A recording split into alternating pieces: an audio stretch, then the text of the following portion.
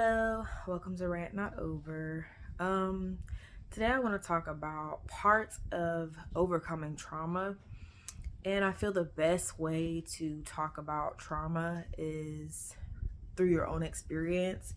You have a lot of people who are doctors, therapists, they'll talk about it and they can give some pretty good advice, but nobody understands trauma more than a person who's actually been through it. So today I want to talk about a situation, and I'm gonna tell you a little bit about me since this is not my first video, but just a little bit about me, because I don't have any other videos that are explaining some things about me. You have to understand some things about me to understand where I'm going with this story, or any of the stories that I tell. And I'm not giving you all of it because I'm also in the process of writing a book. So be looking out for that. So I grew up in the foster care system. I was taken from my mother at the age of 3. And I pretty much aged out of the foster care system. So skipping, and that's just like I said, just a little bit. Skipping to most of my adulthood, I've had so many struggles, and I've overcome majority of them being strong, and I feel that I am truly blessed to be in the position that I am now, and I definitely have worked hard for it, but it wasn't easy. Nothing's easy. Nobody ever said it would be, right? So anyways, to get to my point, because I can go on and on, that's why it's called Rant Not Over, but to get to my point of my situation, there was a recent situation with my biological father. Well, first time I ever spoke to him, I was like 15, and he really wasn't the type of person that really communicated. Like, I would have to call him if I wanted communication with him. And then when I was 19 was when I officially was out of the foster care system. I was staying with him and his wife. And they had their own issues, marital issues, that some kind of way she found a way to involve me in it. And so I was not able to stay there very long because of that. So, of course, I figured out my own way of living. It was a struggle, but I definitely figured it out. I can say now that I am stable, in a stable home, have a car, and able to take care of my kids. And I've come so far.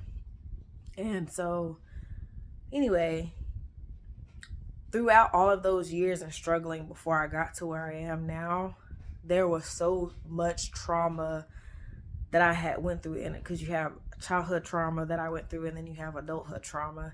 And adulthood trauma is almost just as bad as a childhood trauma. And your childhood trauma does affect the type of traumas you will go through as an adult. It can and has for many people. I'm not saying that everybody's childhood trauma has affected the way that they live out their life, but for so many it has, and for me it did. So my dad, let's just say our type of relationship when I was 19 was, he at first he started with the spending money on me, and I'm thinking, like, I don't feel that he owed it to me just because he's my dad. But he was spending money on me, and then one day he gets upset and he makes this comment. He's like, what do you women want? Like, a man will spend money on you and blah, blah, blah, and then you won't put out. And I looked at him like, I'm your daughter. I wouldn't expect that you would think that I'm going to put out when I'm your daughter. That was like one of the most, like, I'm still trying to heal from that, because we're talking about a biological father coming on to his daughter and making these comments. So, excuse me for a lot of I try not to do that, but look, it's my page. If it bothers you, you ain't gotta be here. But anyway, because I know a lot of people will be bothered by the But anyway, I gotta gather my thoughts because I am freestyling this. I'm coming to you real and raw. Anyway, so that situation happened prior to me having a situation with his his wife and not being able to live there anymore. I ended up having to go find somewhere else to stay, not because of something I did, but because of they had like a whole lot of conflict, and it wasn't really best for me to be there at the time. So I went about my way, and he came to visit me one time, and I was dating this guy, or going through a breakup with this guy that I had been dating since high school. And I was expressing that to him, and he gives me this really long, uncomfortable hug, and then he makes the comment. He was like, "Well, I can be your boyfriend." So that was another encounter with him that was just like, dude, what the hell?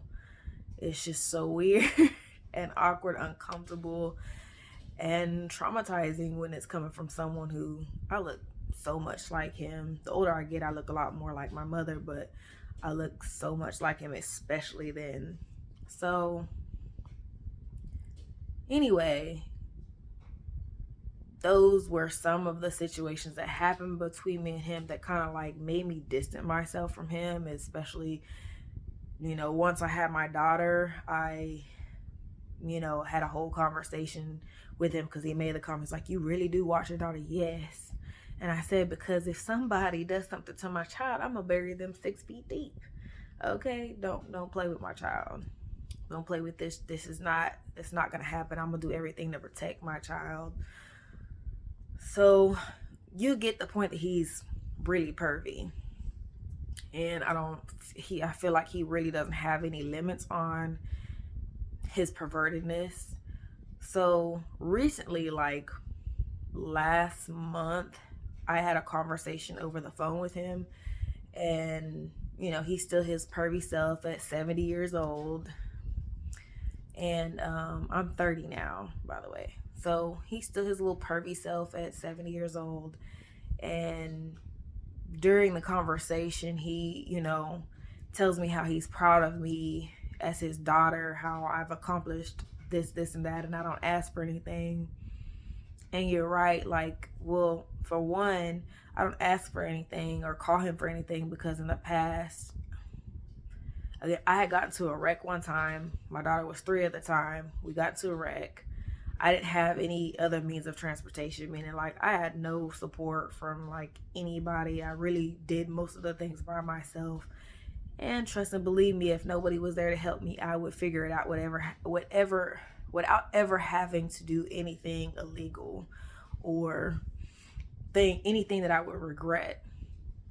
So I had called him thinking that, well, maybe he'll drop us off home, and he was like, "I'm in the middle of a haircut, so I can't." And so I actually had to just like, me and my 3-year-old walking. I don't have, like I said, we just got into a wreck, so my car was totaled. I couldn't drive it at all. So I walk with my 3-year-old after we leave the hospital. I'm walking with her to the bus stop, and I say, "Hey, I just got a car wreck." I literally live like right down the street because the hospital, thankfully, was like not even that far from where I was staying at the time. I was like, I literally live like right down the street. The bus driver, thank God, had let me me and my 3-year-old get on the bus and dropped us off. So that was pretty awesome of him. Like I said, everything gets figured out, but I definitely give credit to God, because in those situations, you just never know. But just, you can't ever quit.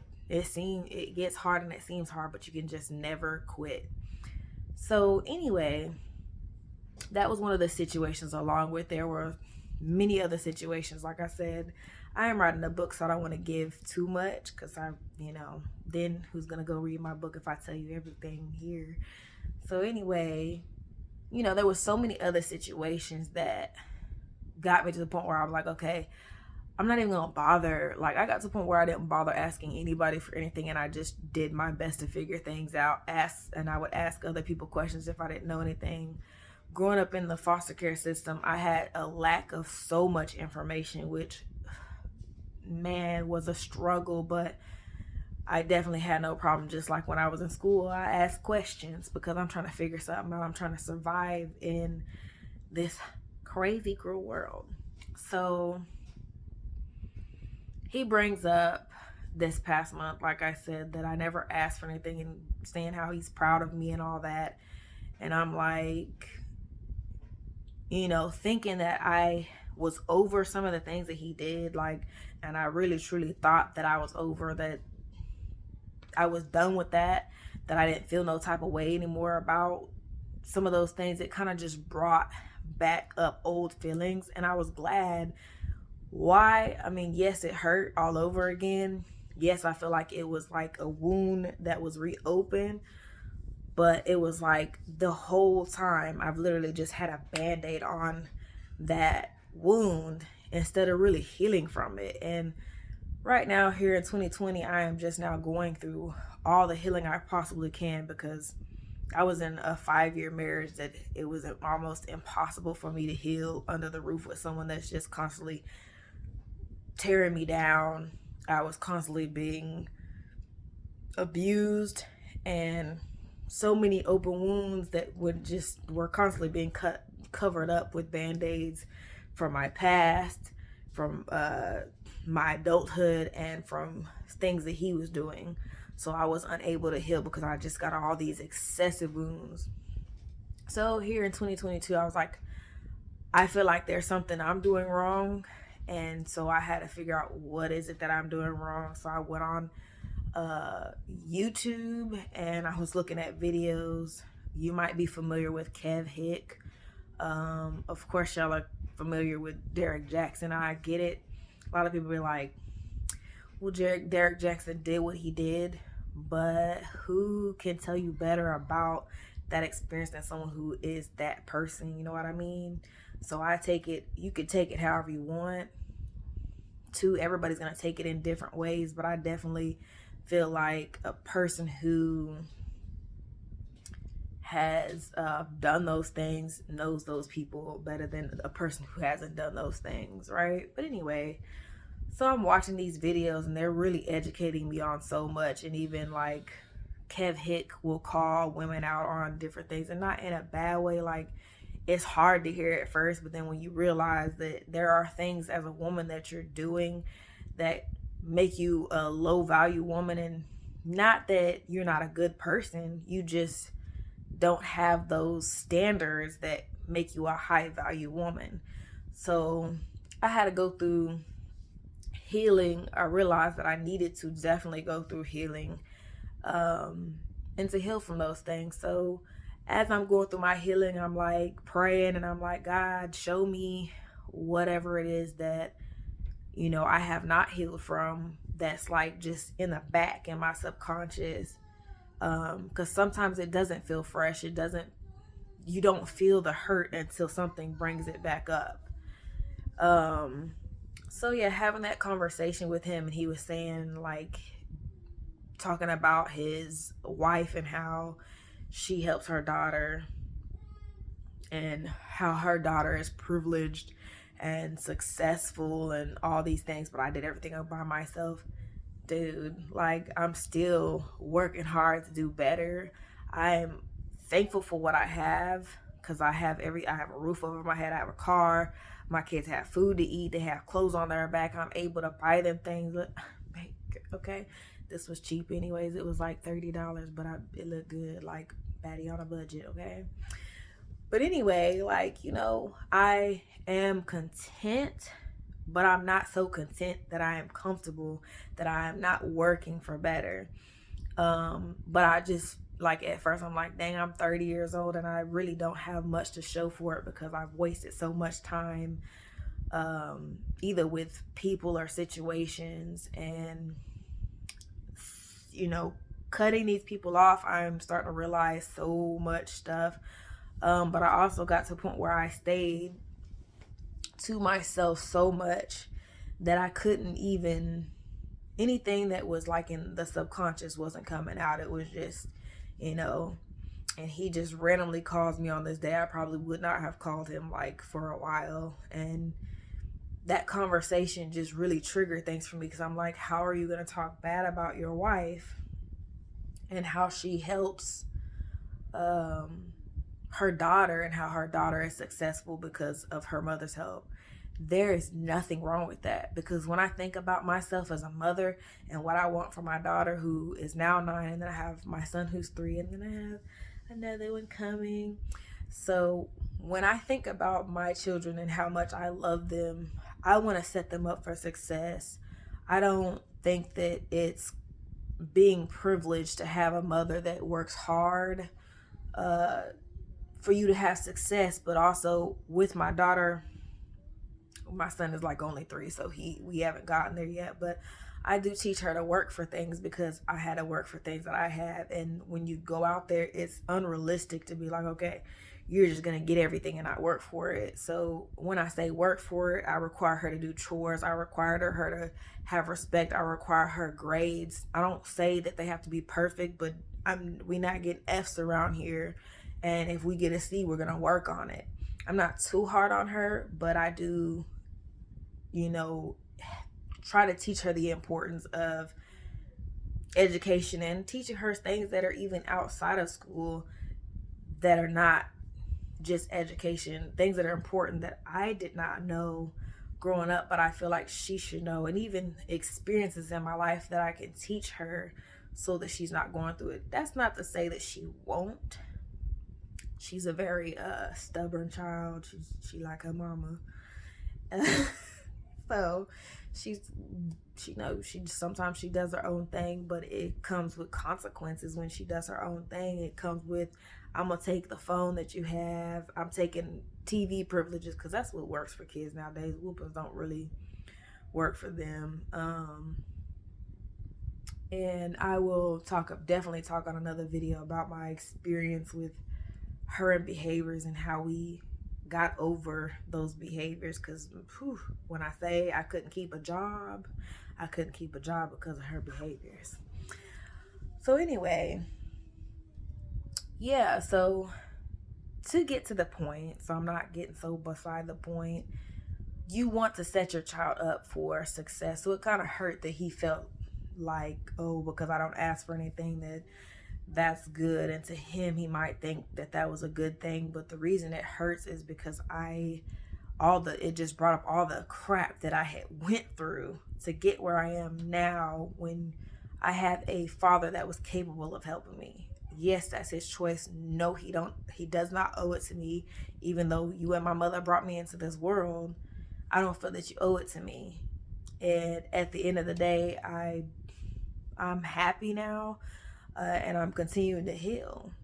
So my point in all of this is, like, sometimes you do have to really briefly go around these people, or briefly speak to these people, to open up these wounds, to make sure that you are fully healing from past traumas, because there's so many things that are going to get brought up, and if you don't heal from them, then they're just in your subconscious, and you're still gonna have that hole somewhere, because that wound is still open. You just have a band-aid over it, and you cannot fully heal if you have things in your subconscious that you're unaware of. So just,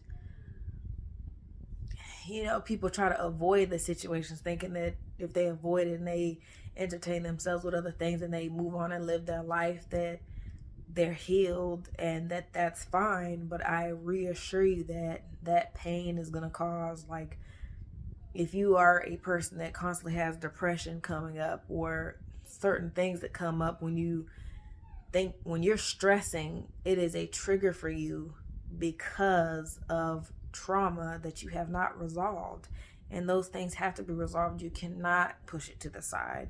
You have to deal with it, even if it hurts. The thing about that pain is you deal with that pain, and you remember that pain, and you build on that pain. And like I said, it hurts. It does. But if you don't deal with it, it's just going to keep coming up in different ways. And when you're going through stressful situation, and life is all about stressful situations, that does not mean that you have to stress about it. That does, you know what I mean? Like, you can get past it. You just have to overcome things that cause it to be, these stressful situations, to be so much of a trigger that it causes you to go into depression or angry or whatever feelings all over the place. You have to heal from those things. You have to feel those things. You have to feel those pain. I mean, you have to feel that pain to get over it. And once you do, you will feel so much better about it. I can say that there are things that I have healed from, and I'm glad that I have come from those. Like, I didn't always feel like, I didn't always value myself, even though I knew I had good qualities. I didn't always value myself because nobody else ever valued me. And when I started learning to value myself, I learned to be assertive too, because I also lacked assertiveness, like speaking up when something was bothering me. So I was just miserable with that. And now I feel like a whole weight has lifted off of me. Um, and I'm able to be assertive without feeling bad about it. You know, because of my trauma, I felt bad for sticking up for myself, for speaking up for myself. And I no longer feel bad about that. And that was such a huge thing for me, because it was causing me to struggle in different ways in life, like even sometimes financially, because I would let people stay with me, and instead of speaking up when they were wrong or they weren't working or they were taking advantage, I couldn't speak up. But I have kids, and it was the thought in my mind that I am doing this for my kids. And when you're taking from, I had to tell myself, you're taking from my kids for me to even stick up for anything. I couldn't even stick up for myself. I had to think about my kids first. I had to put them first and be like, okay, they're taking from my kids. Ain't nobody about to take from my kids, because I put, I'm gonna put them first. But you also have to put yourself first too. You also have to love yourself, and that starts with healing and allowing yourself to feel. All right, guys, please, if you like this video, please press the like button. Don't forget to subscribe. I am on TikTok and Instagram. Again, my pages, all of them are Rant Not Over. Also, feel free to share this with someone that you feel possibly needs it, if you're not the one that needs it. And be looking out for my book and my next video.